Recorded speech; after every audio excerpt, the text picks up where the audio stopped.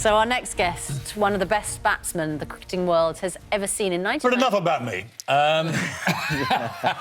But despite that, it turned out there was one bowler who could take him on and defeat the great Brian Lara for naught.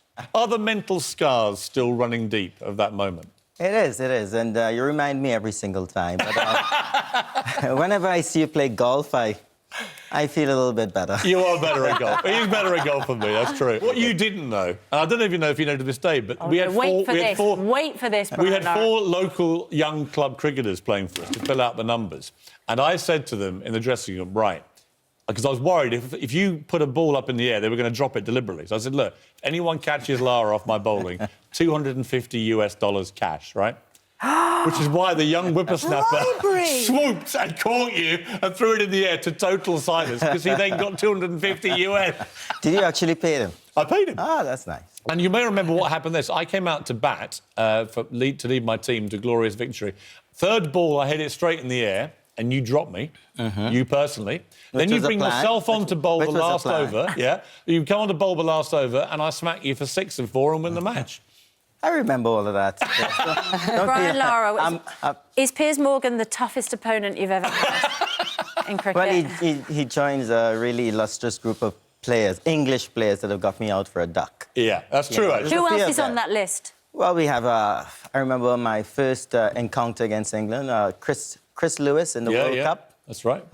Angus Fraser maybe a couple times. Yeah. But no, they all popped up when I boasted about this to say that all, basically you're one of those players where you could get you for naught, but if you didn't get you for naught, you were quite likely to score 500. That was the problem. All joking apart, Brian, you were, I mean, without a doubt, to me, one of the all-time great batsmen. What was life as a professional cricketer like for you?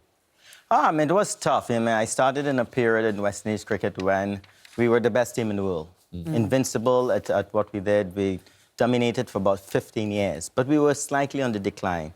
The older guys, the great cricketers were coming to an end, and of course, huge shoes to fill. During my time, the West Indies was on the slide, but I felt that I had my purpose, being there, and I enjoyed it, but it was tough, especially being perennial favourites around the world. Everybody loved the West Indies. Even though you love your country, you want to see the West Indies Everyone's do well. favourite second team. So we went through a really tough time, and as you can see, we're still sort of in that period of decline, if you want to call it, but trying to turn the corner. It was interesting. I mean, you were one of those players where if you knew that you were batting and beginning to get runs, the crowds would come. And I remember being in Barbados in the late 90s, and my eldest boy was about 6 or 7, and it was against a great Australian team. So Shane Warne, Glenn McGrath, Brett Lee, I mean, Ricky Ponting, all of them.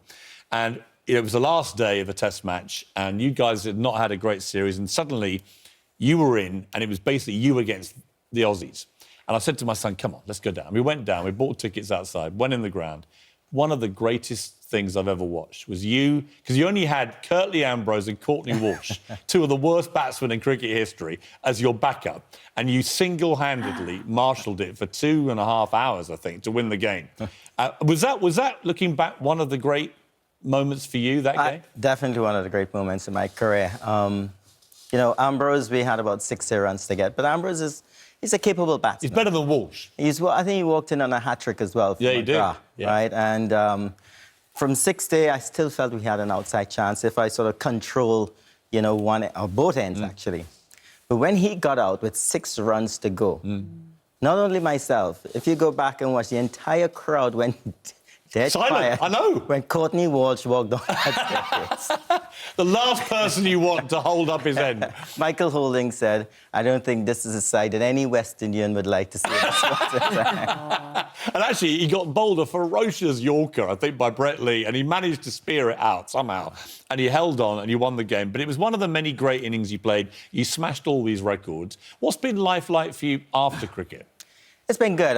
Happily, I walked away at a time when I felt that I could still continue. It was a disappointing time. It was a 2007 World Cup in the Caribbean, where I felt we could have gotten into knockout stages and the semi-finals and maybe even won it. But we were very disappointing. But I felt at that point, you know, it's just time to leave, get a new captain, and move on and do other things. And I've been enjoying myself. Do you ever have to buy a drink in the West Indies? Yeah, I do.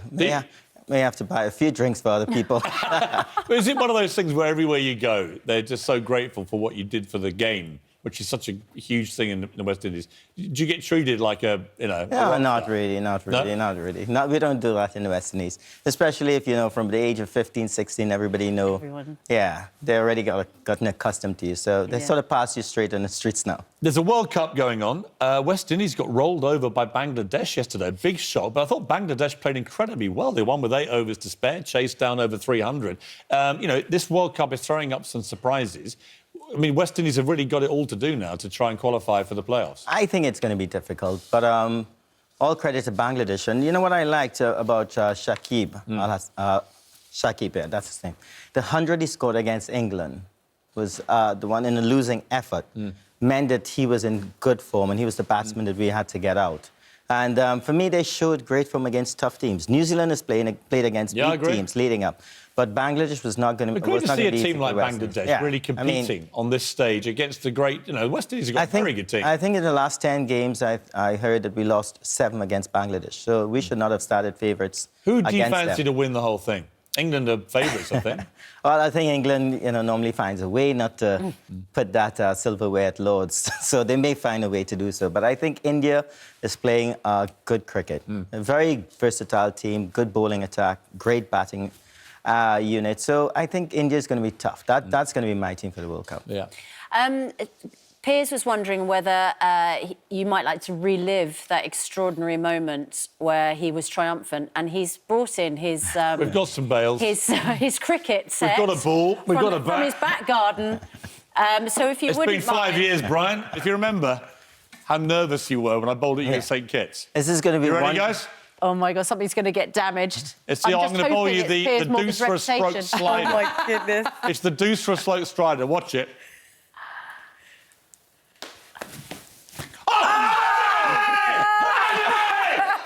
He's given in. He's been triggered. Now, of course, the game ended. The game ended with me hitting a 6 off you. So off you go. Okay. Yeah. Right? And you'll see that this is the real master bastard. Tell you what, there's one good sport in this studio. You're going down again, Laura. Brian Lara, by the way. You're going down again. Brilliant. Honour is restored. Thank you. I can't believe it. Stuff. I've been rolled over by Brian Lara. It's fantastic Finally. to see You know what? I always said you were a better bowler than batsman. Massively underrated. How long are you in town for? Just another day. I have to head back to India. Yeah. Yeah, I'm doing some stuff out of there. But I came for that big game, India-Pakistan and West Indies-Bangladesh. So it was actually a great atmosphere. I don't think... Can England have that sort of atmosphere? I don't think so, actually. I don't think so. No, it was unbelievable. Not quite the same. Before we let you go, to me, you're one of my cricketing heroes. Who for you were your great cricketing heroes? Well, I grew up watching the West Indies at their very best, and being left-handed, Roy Fredericks, you know that? Yeah, the late great Roy Fredericks, opening batsman. I was an opening batsman in school. But as I got a bit older, I liked, of course, Sir Vivian Richards, Gordon Greenidge, Desmond Haynes, all for different things, you know, technique, Viv's dominance. And then I started sort of really growing and liking the opposition. Alan Border, actually, in the 80s, Australian the way captain, he came to the West Indies, everybody was falling apart, but he stood strong against a 4-pronged pace attack. And who was the best bowler you ever faced? Current company accepted. Pace and spin would be Wasim Akram and Shane Warne. Yeah. Yeah. All the pros say Wasim Akram. Don't they? Yeah. There's something about it. He was an amazing Pakistani legend, obviously. Shane Warne goes without saying.